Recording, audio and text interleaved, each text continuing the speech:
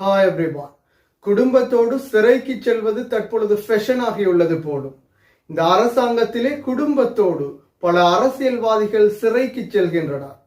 கெஹலிய ரம்புக்குவல குடும்பத்தோட சிறைக்கு செல்வதும் வெளியில் வருவதுமாக தொடர்ச்சியாக செய்த குற்றங்களுக்கான தண்டனையாக செய்த குற்றங்களின் விளைவாக சிறைக்கு செல்வதும் வருவதுமாக இருக்கின்றார்.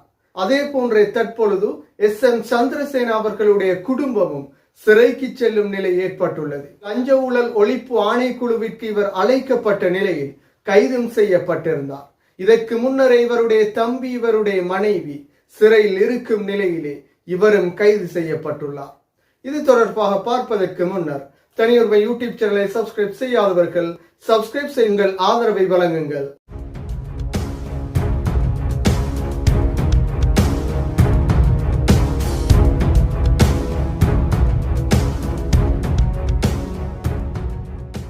அனுரகுமார திசாநாயக்க தலைமையிலான அரசு ஆட்சி அமைக்கப்பட்டதன் பின்னர் பல அரசியல்வாதிகள் கைது செய்யப்பட்டுள்ளனர்.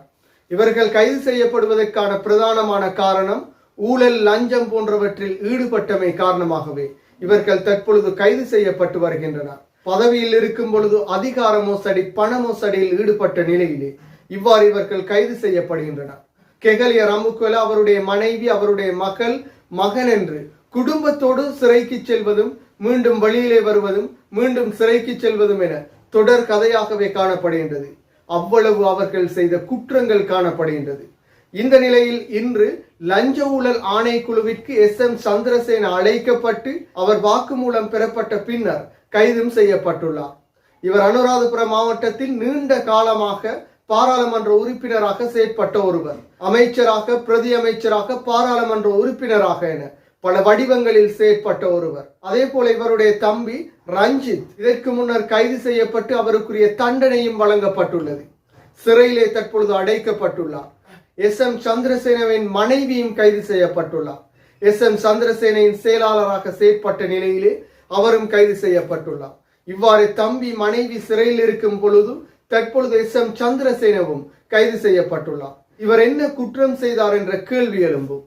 2015ஆம் ஆண்டு ஜனாதிபதி தேர்தல் நடைபெறும் பொழுது தன்னோடு இருந்த சகாக்களுக்கு சோளம் விதைகளை வழங்கியுள்ளார். சாதாரணமாக கொஞ்சமான சோளம் விதைகளை வழங்கவில்லை.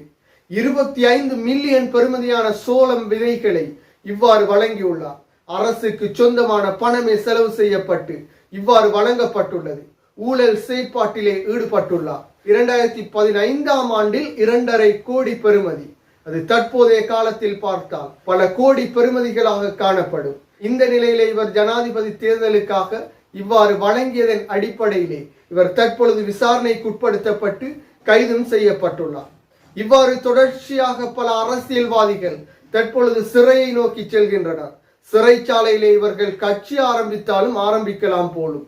அவ்வாறான நிலையிலே பலரும் கைது செய்யப்பட்டு சிறையிலே அடைக்கப்படுகின்றனர்.